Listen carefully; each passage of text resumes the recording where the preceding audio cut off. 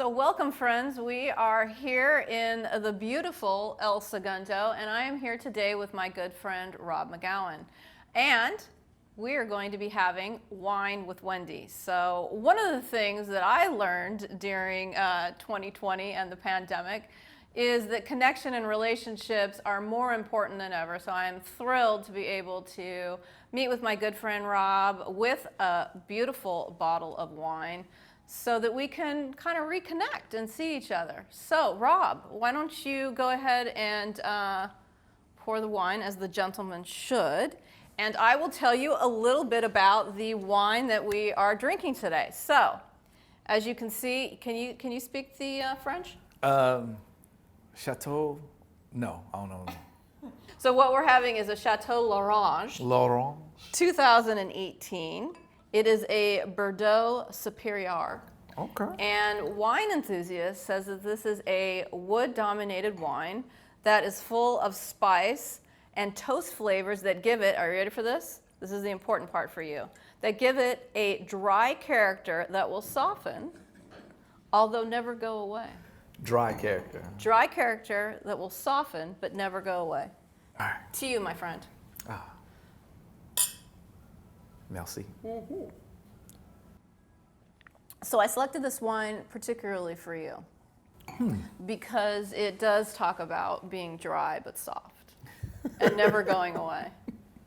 When I read the description, it really did make me think of you because you are one of these souls who sticks around.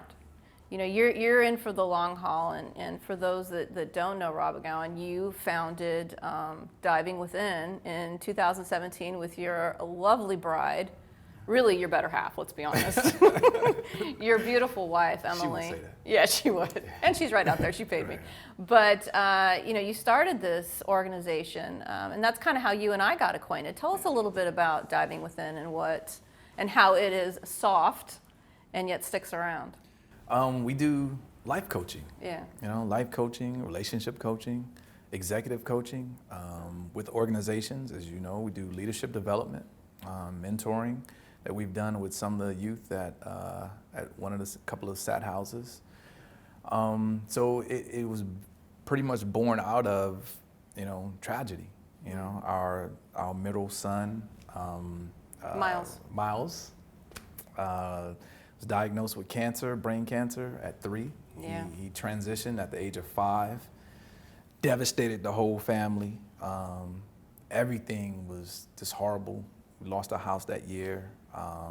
He transitioned that year. Our marriage was in the toilet. Yeah. Life was just, horrible. I mean, I didn't want to live it. I had some great people in my life that coached me through it. And so that's how I got connected to, this coaching thing. It's not just listening, not just, there's something to it. There are skills and practices that goes into it. And ended up doing a certification program and actually became a coach, and something I've been good at. So here I am. Yeah. I read a quote the other day and thought of you that said something about the biggest spiritual advances that we make in life are preceded by tragedy. Absolutely. Yeah. There's some African spirituality that this book I've been reading lately called The Seventh Shrine, and it talks about building purpose out of grief. So very similar. Do you still feel him? Absolutely. What do you feel? Are you really trying to go here, huh? Well, look, you and I connect on a lot of different levels. We connect professionally. You have certainly helped a lot with my career, a lot with Penny Lane and my development, and we can talk about that a little bit later. But we also connect on a very spiritual level. Yeah. And you and I both believe strongly that there is a role for spirituality in our workplace. You talk a lot about bringing your whole person to work. Yeah. So when I ask you about Miles and how you feel and what brings it up, I know that we're going to go to a depth that's going to help me. Okay. Yeah. there are times and spaces and places when you're tired, when you want to give up, when you want to do other things, when you just don't have that motivation. And there's a there's a moment when I remember we had took him to City of Hope, and the doctors are evaluating him and looking at his chart and says, whatever it was, says he shouldn't be as mobile as he was. And we were looking at the doctor, what are you talking about? He's like, well, according to this, he should be at some place. And then sat him down, he runs down the hall. And in that moment, I was like, see, I told you, right? So in the face of everyone saying you can't do it, in the face of, and I go through my own imposter syndrome stuff, right? I go through my own, like, should I be here? Should I be this fortunate? Should I be this blessed? And when I think about him in that moment, I'm like, hell yeah. Yeah. Yeah. So no excuses, right? No excuses. No excuses. Not even thinking about excuses. It's what excuses? One of the greatest lessons I learned from you was when you were actually coaching me to be able to step into the CEO position at Penny Lane. Sweet. And you really stayed with me through that kind of evolution of taking over from a founder who had really, a woman of color, left her impression on an agency that I now, as a white woman, was going to try to step into those shoes. And I remember you asking me, what is it that you need? You know, and I'm going through my, laundry list of, well, I definitely need a new wardrobe. I need maybe a new car. Where's my parking? I'm going through, those kinds of things. Right. And I just remember you turning and looking at me. And what did you say to me? I probably reiterated the question. What do you need? Yeah. Yeah, and to the point that you said to me, you've got everything you need within you. Everything you need is already within you. Yeah. And I remember sitting there going, this guy, here I am, looking to him for wisdom and to help me on this path. And you really flipped it on me. And I have to be honest with you, I didn't get it. I did not get it until about a year later when I was met with my own challenges. Right. And I'm like, hell yes. Yeah. It comes from within. Absolutely. Talk a little bit about how you came to that realization. Through some mentors and some coaches I've had. My old boss, she's not old, but my ex-boss. Be careful with that. Okay? Never old and never. Right, ex-boss. Right. She was pretty amazing. Yeah. And that was one of the things that they pushed me to do, was to draw from my own strength. There's something very empowering about that. Absolutely. Yeah, as a leader, I always feel like an organization is really a reflection of the leader, right? And that kind of goes with that spiritual concept that your outside world is a reflection of your inner world. Yeah.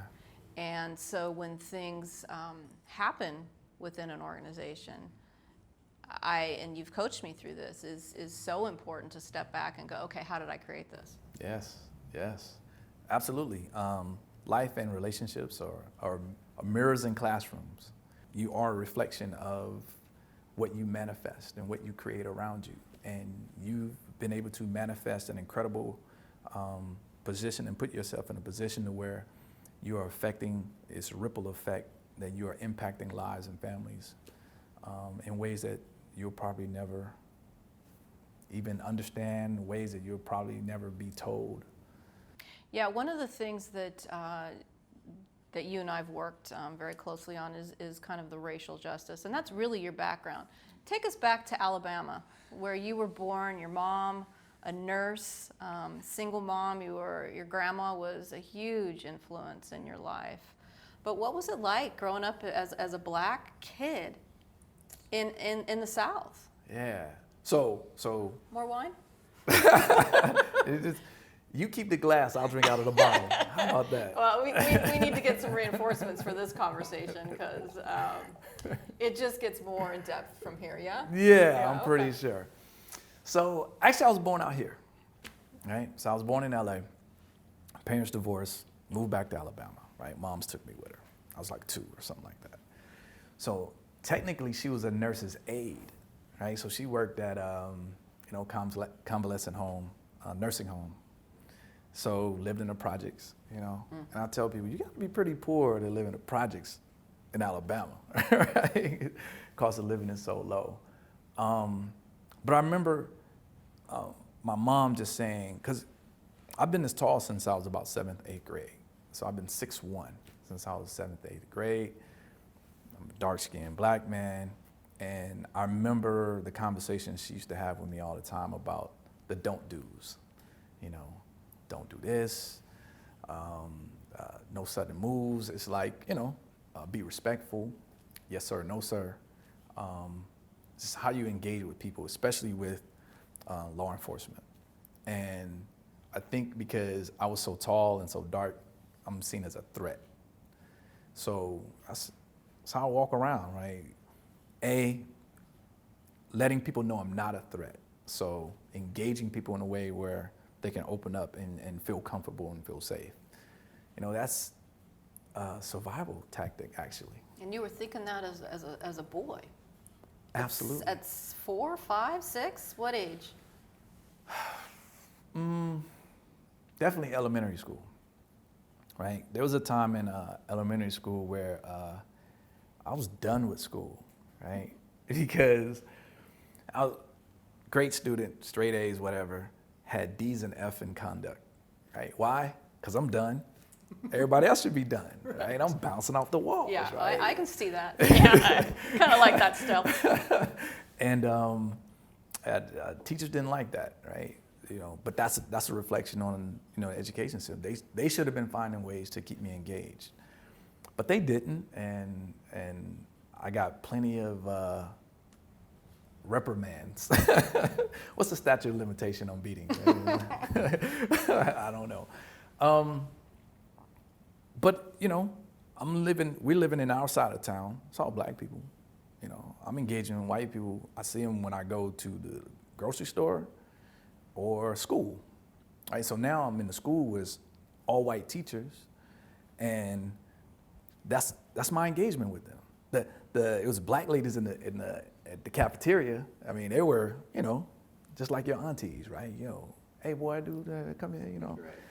But it was a different engagement with the teachers. It's like, you giving me these grades are killing me at home, right? Because mom is thinking like it's a defect. Like, hey, that's the whole thing. Like, this is a bad kid.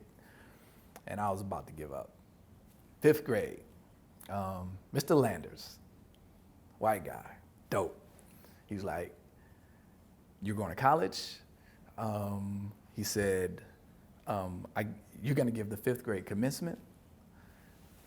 So me and another student gave the 5th grade commencement, and it was a pretty big deal. I got a bunch of awards that year too. So I'm pretty sure he had a lot to do with advocating for me, and that changed everything.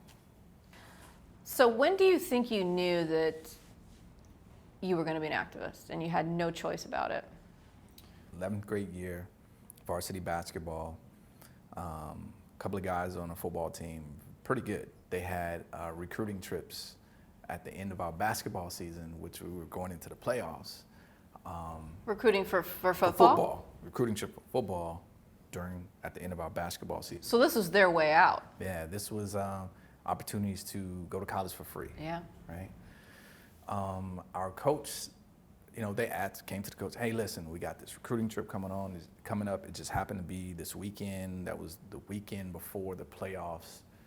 And so we had a practice. I think we had like a short practice or whatever.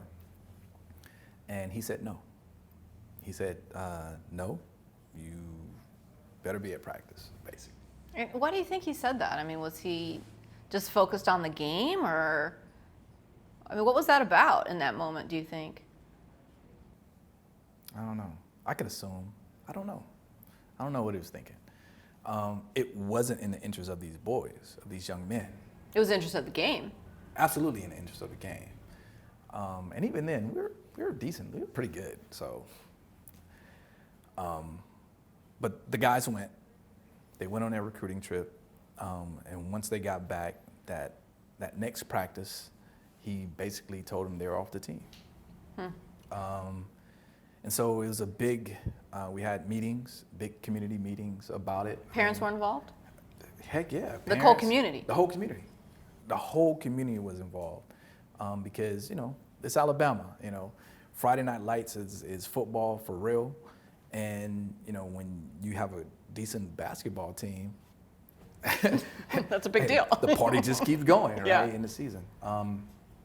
So it was a big deal. It was a big deal that, and there were a couple of guys who weren't as good in football, and basketball was their ticket, right? So it was a big deal. Community had a meeting, a couple of them, I think. There were some ideas and some votes said, the rest of the guys should quit too. If that's the negotiation.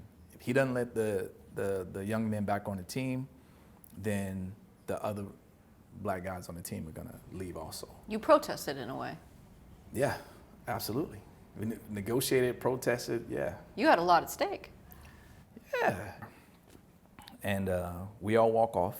We did it, and that playoff game, we lost. The team. Were there people that were there to play the game? Yeah. I mean, there was other white guys on the team too. So the white guys stayed, Yeah. but the black people Yeah. banded together and stood in solidarity. Yeah. And believe me, I mean, of course, as a young kid at the time, there were some parts of me were like, man, we're in the playoffs. You know what I mean? Man, there was something there. There was something underneath the relationships between, blacks Yeah. and whites at the time, and just knowing that there was an air of responsibility there. So we did, the reluctant parts were there, but there was a responsibility there also. And so we walked off, the team lost. That was it. That was it for my season, for everybody's season, pretty much. And I remember the next season as a senior coming in, I'm a senior, baby, Yeah. senior year. And it just so happened I was talking to the coach about my letter, right? My varsity letter from junior year. And he literally had it in his desk. I remember and he was like, basically you don't get that. Wow. Yeah. You left, you abandoned the team. And, for him not to understand the responsibility of that moment, that was put on, us as young men, was kind of disheartening. Did you make the connection at the time that the sacrifice was worth it? I don't know. I think there were parts of me that was like, man, we could have won that. You know what I mean? But in hindsight, it was the right thing to do. It was absolutely the right thing to do. I wouldn't change it. I'd do it again. Matter of fact, if I knew then what I know now, I would have let it. I'm always very curious about how you can still love Alabama as much as you do, and all of the racial disparity that clearly your grandma went through, probably your mother, and you. Yeah. But you still love that state. I do. Born here, but I'm an Alabamian, there's an authenticity of the people, good, bad, or indifferent, that I love. I love people who are direct. And so if people don't like you, they don't like you. That's fine. If they love you, they love you. You know what you get there. You know what you get. And I totally respect that. It's freeing, it's liberating. I don't have to wonder. I know. So let's talk a little bit about Black Lives Matter. And you were there in the beginning, during the groundswell. How has that movement evolved for you, and where do you see the movement going now? Yeah, I was in a leadership development program, BOLD, Black Organizing for Liberation and Dignity, and it was for directors, black directors across the country, to get together and kind of share skill sets. How do we be better directors in our organizations? and what opportunities may there be to connect across the country when we talk about movements. Trayvon Martin verdict happened. Well, he wasn't on trial, but yeah. And on a conference call, the three young ladies who started Black Lives Matter introduced this concept of Black Lives Matter and explained it all, and it made sense. And in the moment, in the time, it was a very emotional phone call, a conference call that we were having, and that's how it started. And I remember the first convening in Cleveland. I got a chance to go. And, you know, personally, I think it's the right thing to be a part of. There are some parts of the movement that has shifted in ways that are unfocused.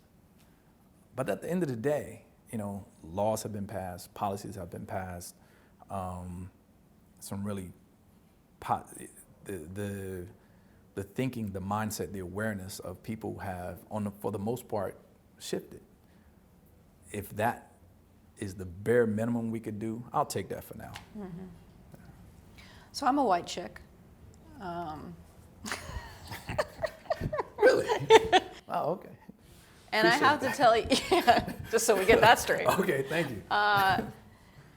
You know, and I have to tell you, you know, and you and I have talked a little bit about this, but I'm not sure that you know how deeply I was affected by the murder of George Floyd on May 25th. And why, you know, and I've had to really, you know, we go within, right, you know, and really reflect on why that was. And it was because I was not aware before that. Wow.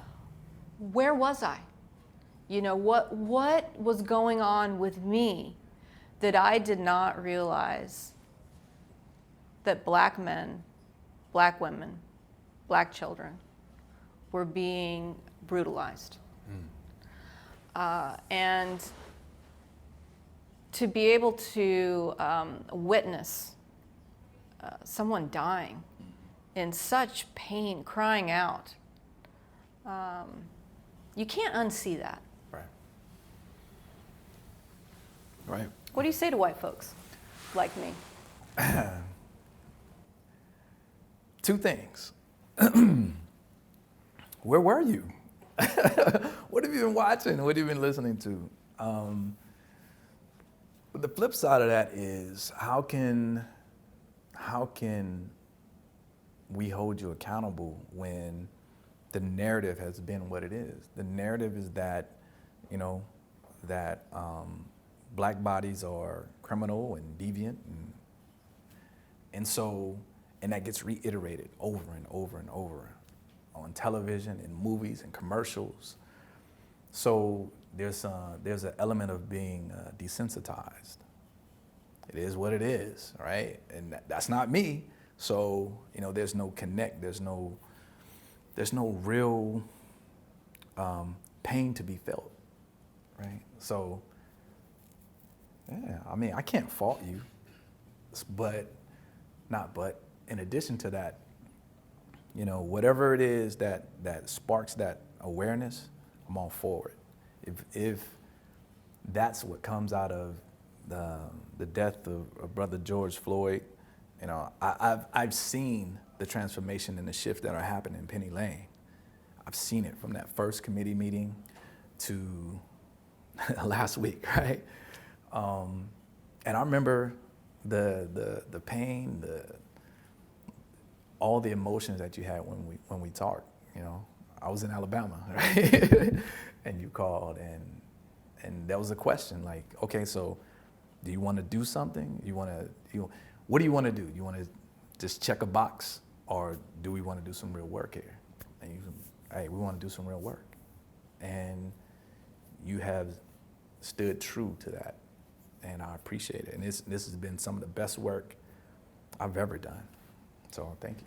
Well, thank you. I mean, it's been exciting to be able to bring, you know, the staff at Penny Lane together and create this God, is it once in a lifetime? I don't know, but it's so special to be able to talk about something so painful, but in a way that is elevating the conversation to make things better, even if it's within Penny Lane, right? And you and I both believe in you know, the ripple effect, right? You change one life, you change one organization, and all of a sudden, the community around you kind of has no choice but to evolve. Right, right, yeah. They'll respond to you, right? And we've seen that. So the changes that are happening internally, you know, on those committee calls, on those subcommittee calls, we can see people shift on the screen. We've heard people say, you know, even our brother Sean, I don't know. I remember him saying, I didn't know if I want to participate. This is going to be something, you know, just be the same thing as before. Nothing's really gonna come out of it. And then to hear him say, I'm glad I joined. You know, we're really doing something good here. That was it for me. That was all I need to hear. You know, and I think about that every committee meeting. You know, as things are getting presented and things are coming online and the ideas and the brainstorms are happening, I'm always like, I wonder how Sean feels about this. It's interesting. Yeah, and again, you know, kind of going full circle is, you know, I really had to take a look within first, right? Because organization's going to be, my world is going to be a reflection of my internal. Do you feel a shift now? Yeah, I do. I do feel a shift, and I feel it in the work that we're doing. There's so many diverse people from diverse backgrounds and diverse experience and skill sets, and to have all of them in one place, really having this discussion that we should be having as a country, as a whole, big picture. Excuse me. Is hopeful. That's a shift, because the white people on that call, they're having these conversations outside of the call, and everybody else too, right? So that's how it happens. Oh, new awareness, new experience. I had a new conversation that I probably wouldn't have had outside of our bubbles and our silos. So that's a shift. That's a hopeful shift, that the emotion that people are expressing in the committee, that they are having those conversations outside of the committee, and that's germinating. I have to say, though, on the last call, you were very silent, and I have to be clear that, you know, the majority of the conversation had to do with the trial that was looking at the murder of George Floyd, and my very optimistic and hopeful friend who always lifts me up, I felt was pretty down. And was I off base, or what was going through your mind? And I have to, you know, just let everybody know it was a fascinating conversation, because each person was talking a little bit about how they were experiencing the trial. And I was struck by the black staff who said, I can't. I won't. I will not watch it. Almost across the board. You know, there was certainly some of us that said, you know, we could watch, we were reading, but across the board. And you were one of them. Yeah. Well, you know, past is prologue. You know, so when we think about the systems that this country is built on, why should we be hopeful that anything will be different than what this country has shown itself to be? You know, how many times have we seen people murdered, beaten? That Rodney King, right? The first time it was on camera, right? And all those guys got off, right? That was 92. So here we are, 2021, right? Almost 30 years later. And here we are. And how many black bodies have been murdered or maimed or, you know, harmed or traumatized on camera, and there's been no repercussions for that. So I'm not up for that. And I think I shared with you. I didn't go into in depth, but I shared I had a dream like a few days before that call, like 2 nights before the call, that, you know, damn, I'm about to share this, huh? More wine? Yeah, just give me the Okay, bottle. I'll just hit you. Yeah. Cool. So the dream was that I got shot, right, by a cop, right? And 3 times in the chest got shot, right? And I remember, as soon as it happened, I remember looking in his eyes, and it was like nothing. It was like no remorse, no nothing. And then the second moment, Emily runs up, and I'm trying to tell her what happened. And my thinking was the world would never know the truth of what happened. My life is now over. That means it had no impact that I wanted to have.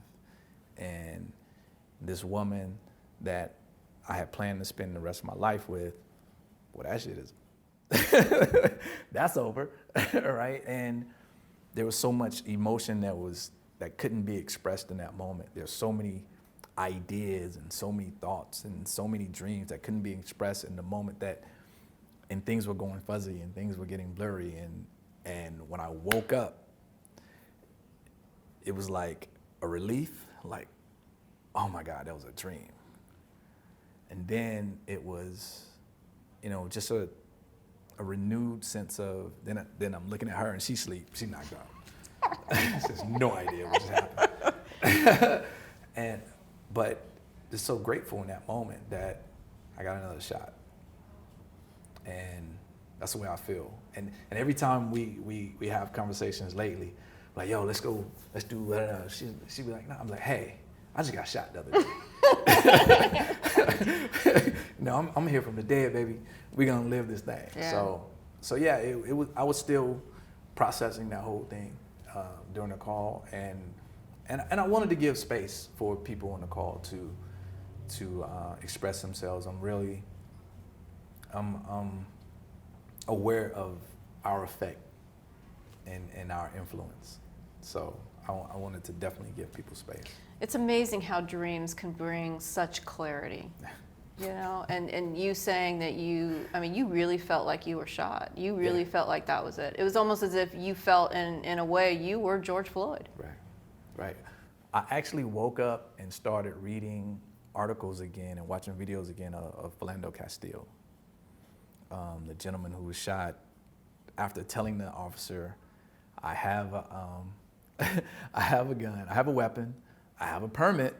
This is an open carry state. You can have a weapon. It's not against the law, and he has the proper documentation. Officer ask him for his license. He's reaching for his license as he's telling him this. The officer thinks whatever, and blows that guy away, sitting next to his wife. Yeah, who was filming it? And his daughter in the back seat. Yeah. So that's what type of inhumane stuff is that? And that could be you. Could have with been Emily me. and Diego. Could have been me. Yeah. One of the things that, kind of switching to the hopeful side, I was really moved, at the trial with this Asian American woman, had to have been in her 60s, who had chained herself to the fence that, of course, is blocking justice from Minneapolis, right? We have to put up a chain link fence. Right. But she had buckled herself to that. She's got on the Black Lives Matter mask. And she says, you know what? No one's free. Right. No one is free. Right. And I was like, wow. And then I'm from Tucson, and my dad has done a lot of work with the indigenous people, the Native American people, throughout Arizona and New Mexico. And he tells me that they carry signs around that say, Black Lives Matter. Nice. The Latinos right. in Arizona, Black Lives Matter. Right. And it is such a movement, and such a slogan's not even the right word, but the movement is saying, dude, people are people. Right. That's the movement, right, in our country. A country that's built on the enslavement of black bodies and all the systems that sprang up to support each other and themselves. That's the movement, right? So, when we talk about and I've talked about this in the committee, the 13th, 14th, and 15th Amendment was to give equality, to black people, right? The Voting Rights Act, the Housing, all of the Civil Rights Act, all those acts that came out of the 60s were specifically there to equalize black people. Yet we have all of these movements, these social justice movements, who are bifurcated and compartmentalized and specified, all using these legal supports for black people in their movements, right? But yet not seeing black people as important enough to also advocate for. My theory, if we focus on that, if we focus on getting our black stuff together, then we kind of work out everything else, right? Because whether it's LGBTQ, if you look at the data, I love data, right? I love looking at data and disparities and stuff. Black trans people, black LGBTQ are at the top of all the negative stuff, all the negative harm that happens. You're still black at the end of the day, right? The health, the wealth, the education, incarceration, all the negative stuff. I mean, just look at the data. It shows and points you to the way of where we should be, where our focus should be. And if we did that collectively and fix that thing, fix our original sin in this country, we'll be in a much better place. So you have a 16-year-old son who's about to be 17 in June. Yeah. If I may say, he's extremely handsome. Yeah, he gets us from his dad. I was going to say Emily, but I'll go with you. How do you want his life to be different than yours? Improved. I don't know if I want it to be different because I don't regret any parts of my life. It brought me to this point, and I'm at a very fortunate point, in living, and I'm clear about that. I want him to be his best self. I want him to maximize his gifts, talents, and skills, and know and have faith in himself and his abilities. If he does that, he'll have an amazing life. So that's all I want. I should also mention you have a daughter. Yeah. And you also have an older son. Yes. What would you say to the Penny Lane youth and families out there that, and I, my heart always goes to the youth because I'm just drawn to the teenagers because they can tell you to go F yourself and not even, and I love it, right? Talk about authenticity and realness. That don't have a mom or a dad that are involved in their lives or able to even direct them or hug them. What do you say to them? Especially those of color. Yeah. You don't have to look outside of yourself for strength. Why? Because everything you need is within you already. And, for someone to realize that at a young age, oh man, the rest of the world is easy. Because you don't worry about what people say, you don't worry about what people think.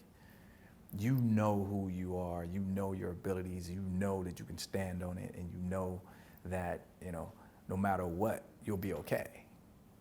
Man, if I had gotten that at 16, I'm fortunate to be where I am, and I would say that to all the Penny Lane youth. Know who you are. Have faith in who you are. Trust in who you are. And as we know, adversity leads to the greatest spiritual evolution, doesn't it? Absolutely. Grief highlights your purpose. You know, from that, you can figure out where you should move next. All right, so in closing, what do you want to leave us with? If you wanted people to know one thing, how they can make their lives better or how they can make humanity better, what would that be, my friend? Two things, and I can say it quickly because I think about it. A, the only analysis is self-analysis. So in all situations, what could you have done differently? Not better, not worse, just differently, right? And, you know, it goes back to relationships, no matter what they are, familiar or, you know, romantic, they're still mirrors, right? So what are you learning about yourself in your daily walk, your daily interactions with people in life? So the only analysis is self-analysis. Second thing I would say is stay curious. You know, judgment and curiosity cannot occupy the same space. You know, you can't be judgmental and be curious at the same time. So, you know, why the hell did Wendy do that? Or I wonder why Wendy did that. It's two different frequencies. So when you focus on the curiosity side, then some special things can come out of that. So I would say stay curious. Thank you, my friend. I appreciate you doing Wine with Wendy. Thank you.